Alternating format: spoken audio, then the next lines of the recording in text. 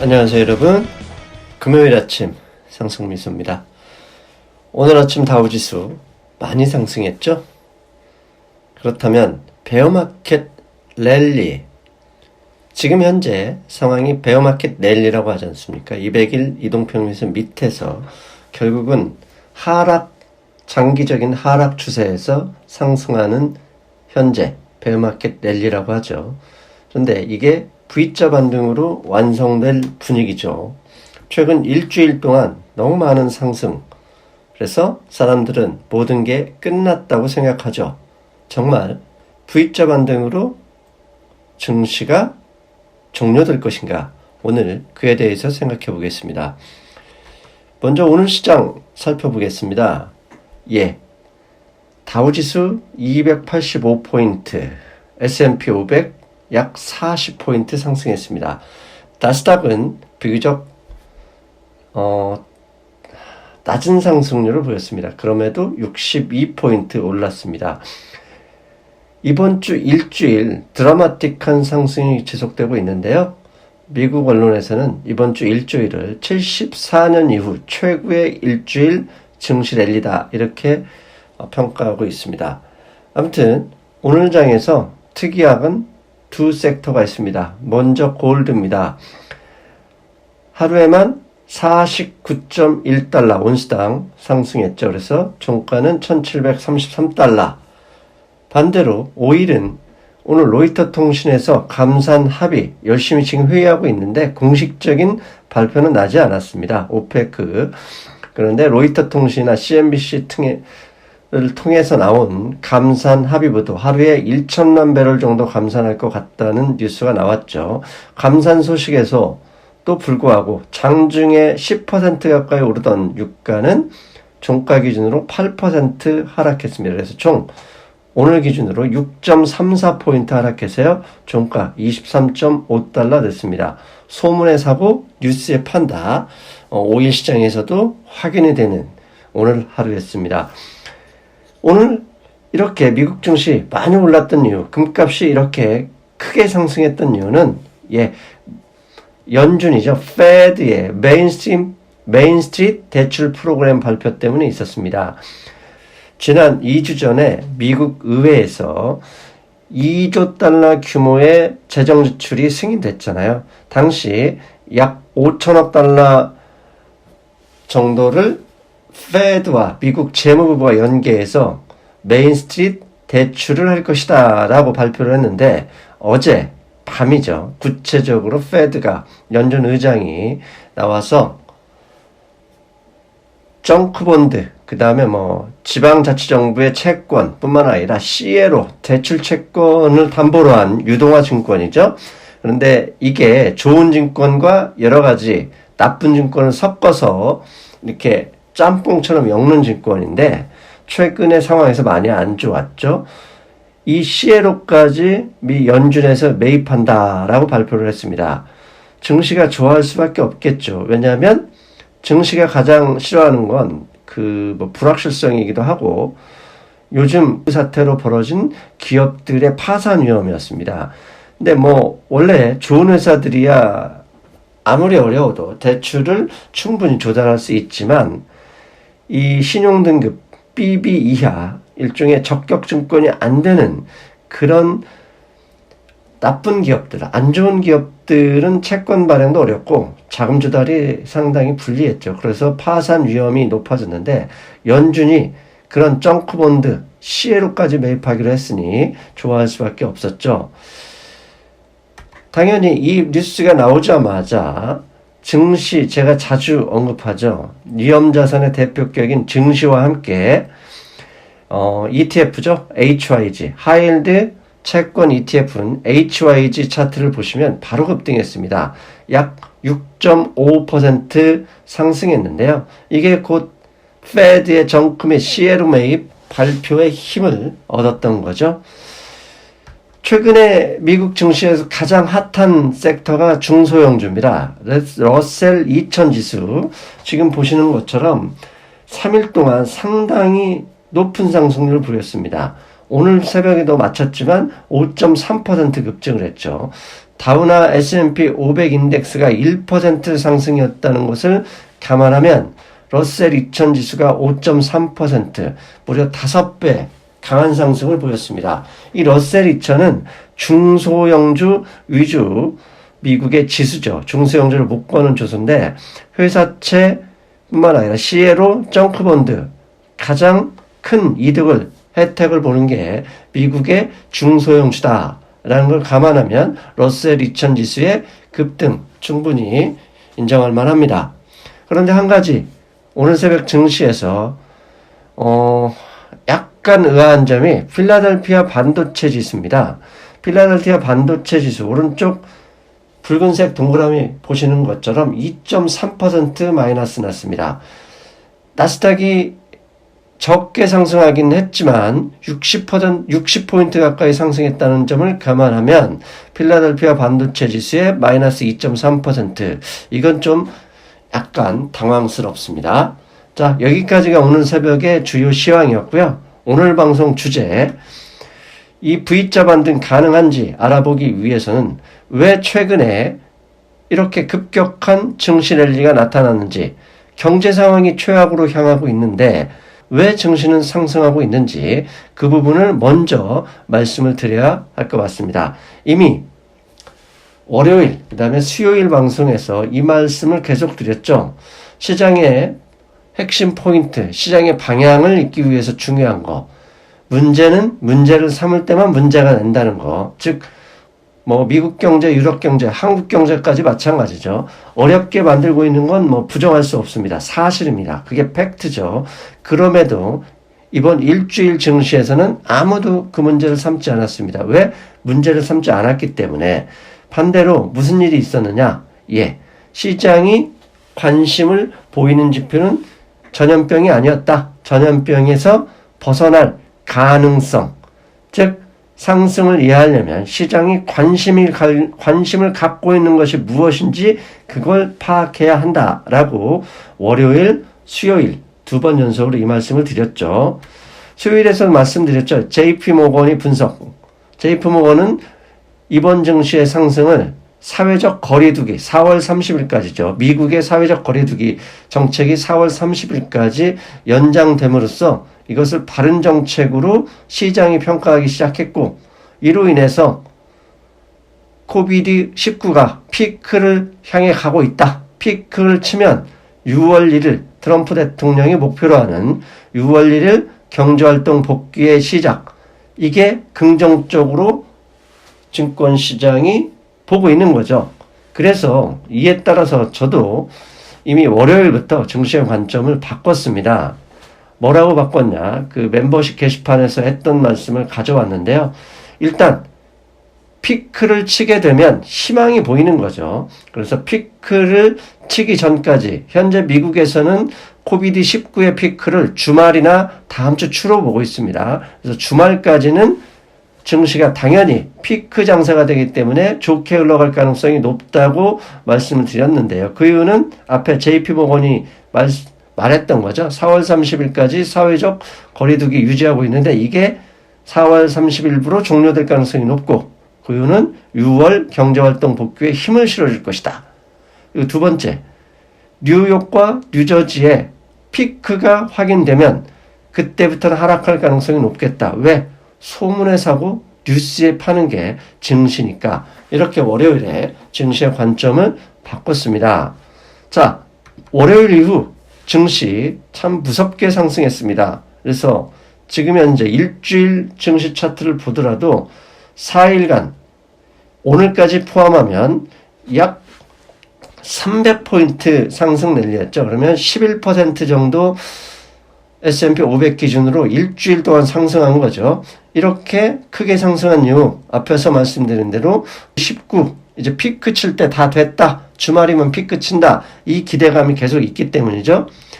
S&P 500 인덱스를 아예 6개월 차트를 가져와 봤더니 3월 23일 2100 S&P 500 2190포인트를 바닥으로 봤을 때 오늘 현재까지 27%가 상승했습니다. 3주 동안 27%의 상승. 야, 이렇게 급격하게 상승하는 이게 이런 정도의 분위기, 이런 정도의 상승 기울기라 보면 조만간 1월 달에 기록했던 고점을 다시 회복할 거 아니냐. V자 반등 바로 가능한 거 아니야? 이렇게 생각할 만하죠. 자, 그래서 이제부터는 생각하겠습니다.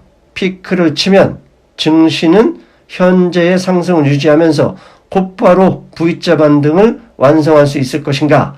여러분 어떻게 생각하십니까? 가능할까요? 예, 저는 불가능하다. 일단 결론부터 말씀드리겠습니다. 왜 그럴까요? 그 이야기 지금 사진 이게 매일경제 신문에서 가져온 미국의 어느 과거 홍수 사태의 사진입니다. 19를 잠깐 홍수로 비유해 보겠습니다. 이렇게 비가 계속 오고 쏟아지는 비에 물이 넘쳐 흘러서 집이 잠기게 되죠. 자, 물에 잠긴 집을 바라보는 우리들 절망에 빠집니다. 그래서 물에 잠긴 그 집, 계속 도는 비로 물에 잠긴 집을 우리가 한번 가정하고 상상해 보겠습니다. 그러면 물에 빠진 집주인은 5단계의 생각을 거치게 되는데요. 가장 먼저는 계속되는 비로 물에 잠긴 집을 보며 절망에 빠집니다. 19에 지난 한 달간 빠졌던 절망, 그렇게 보시면 되겠죠.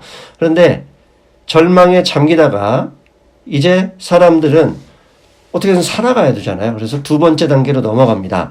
어서 빨리 비가 그치길 기다리자. 비가 그치면 결국 우리는 집을 정리하면서 우리는 살아갈 수 있어. 그러면서 가족들을 다독이죠. 그러면서 세 번째 이런 말씀을 합니다. 물이 빠지기 시작하는 모습을 보면 야, 이제 물에 빠지면 집을 가서 우리가 가재도구도 정비하고 살아갈 수 있는 희망을 다짐하죠. 그런데 여러분, 저는 어렸을 때 이런 집에 살아봐서 압니다. 물에 빠지면 다 될 것이라고 하면서 희망을 가지고 가족을 다독이는데 막상 물이 빠지면 망가진 가재도구, 엉망인 집을 보면서 희망은 사라지고 곧바로 절망으로 돌아갑니다. 그런데 절망으로 돌아가면 인간이 영원히 절망하냐? 그렇지 않죠. 이제 주변 사람들 도움, 이웃돕기 성금, 정부 지원 등등이 나오면서 그래, 어떻게든 살아가야 돼. 그래, 우리 다시 살아보자 하고 희망을 보는 5단계로 벌어집니다. 자, 여기에서 2번, 3번 단계, 어서 빨리 비가 그치길 기다리며 서로를 다독이고 이제 물이 점점 빠질 거야 라고 시작하는 모습, 피크를 치면 물이 빠지기 시작하는 거나 동일하죠.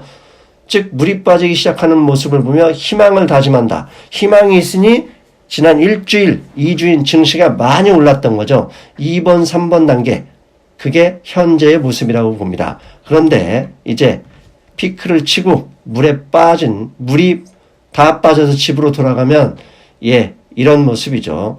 절망스럽습니다. 물에 잠겼다가 빠지면 웬만한 가재도구는 다 버리게 됩니다. 아무리 물로 깨끗이 씻는다 하더라도 돌아가기 어렵죠. 엉망인 집을 보면서 희망 이후의 절망, 즉 이제는 시작해서 희망만 볼 때가 아니라 절망을 보게 될 그런 순간이 가까워진다.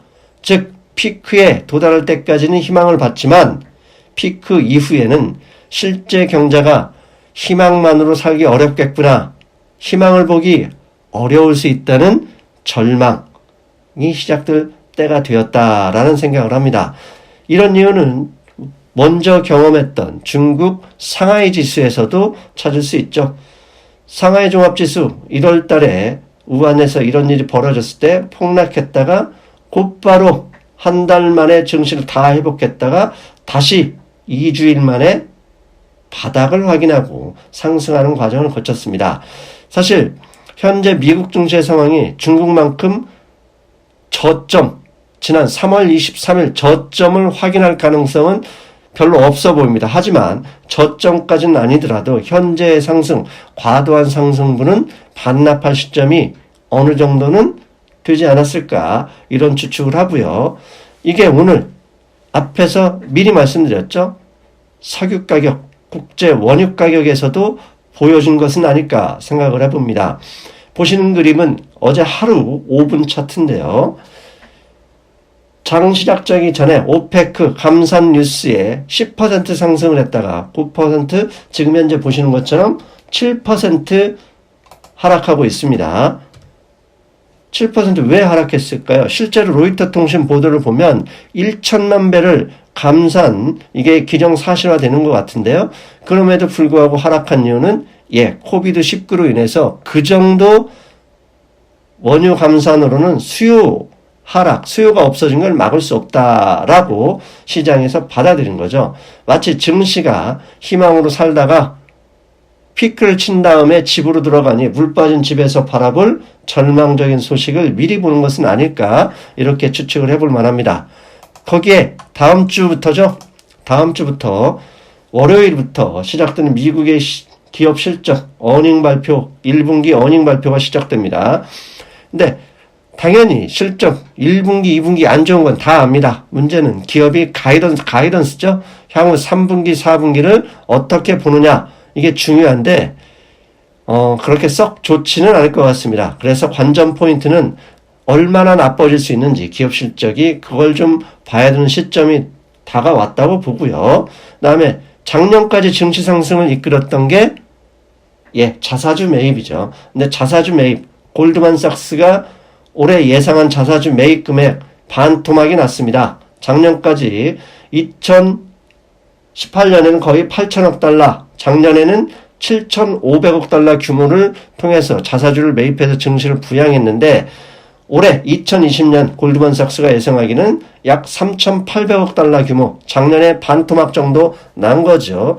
여기에 실적 하향까지 더해진다면 이제 다음 주부터는 하락을 대비해야 할 시기가 다가온 거 아닐까 생각을 하고요. 그리고 나쁜 뉴스도 이제 점점 나올 수 있습니다. 스몰 비즈니스, 미국의 스몰 비즈니스 파산을 막기 위해서, 해고를 막기 위해서 미국 정부가 3,500억 달러 재정 지출을 승인했잖아요. 그런 상황에서 현재 보시는 뉴스처럼 미국 증시는 쉽지 않은 상황입니다. 즉, 이 스몰 비즈니스 업체들이 돈을 빌리러 은행에 가야 되는데 은행이 지금 문을 열지 않았지 않습니까? 왜? 사회적 거리두기인데 은행에서 문을 열고 스몰 비즈니스의 대출을 지원받을 수 없어요. 그렇다면 어떻게 하느냐? 온라인으로만 지원을 신청해야 되는데 미국 은행들이 이 지원을 받을 수 있는 그런 시스템이 아직 갖추고 있지 않다고 합니다. JP 모건이나 뱅크 오브 아메리카 정도는 어느 정도 돼서 지원을 받고 있지만 거의 대부분 스몰 비즈니스가 돈을 구하지 못하고 있다는 뉴스가 나오고요. 거기에 또 황당한 뉴스, 파이낸셜 타임스입니다. 영국의 파이낸셜 타임스의 제목만 가져왔는데요. 미국 기업들이 요즘 돈 구하기 힘들지 않습니까? 매출이 제로란 말이죠. 매출이 제로인 상태에서 기업 자금은 필요하고, 그런데 보잉 아시죠? 보잉이 정부의 자금 지원을 요청하지 않고 있고 사기업, 즉 대출 시장에서 확보하려고 하는데 많은 기업들은 증시에서 자금을 조달할 계획을 하고 있다. 이 뉴스입니다. 이게 뭐가 나쁘냐? 증시에서 수급이 중요한 재료 중에 하나죠. 증시에서 자금을 조달하면 당연히 공급이 늘어나고 주식시장이 좋아할 리가 없는 거죠. 이런 뉴스까지 나오는 걸 보면 이제는 점점 하락에 대한 고민을 시작할 때가 됐다. 왜? 물에 빠진 후에 집에 돌아갑니다. 그리고 집안이 엉망인 모습을 바라볼 절망. 이제 그 절망에 대비하는 시간이 필요하다. 이게 제 생각이요. 다른 이유도 또 없습니다. 더 쉽게 얘기하면 많이 올랐잖아요. 지난 3주간 많이 올랐습니다. 많이 올랐으니 단기적인 조정 후에 새로운 방향, 이게 나올 때가 됐다. 조정이 나와야 더 멀리 가기도 한다. 이제 오늘 정도, 금요일 정도부터는, 다음 주부터는 어느 정도 하락장이 나타날 수도 있겠구나 라고 생각하는, 대비하는 하루가 되었으면 좋겠습니다. 여러분, 저는 여기까지고요. 일요일 금융시장 브리핑에서 뵙겠습니다. 여러분 안녕. 해외 주식은 하고 싶은데 환전 비용 때문에 부담이신가요? 환율 우대 100% 이베스트 투자증권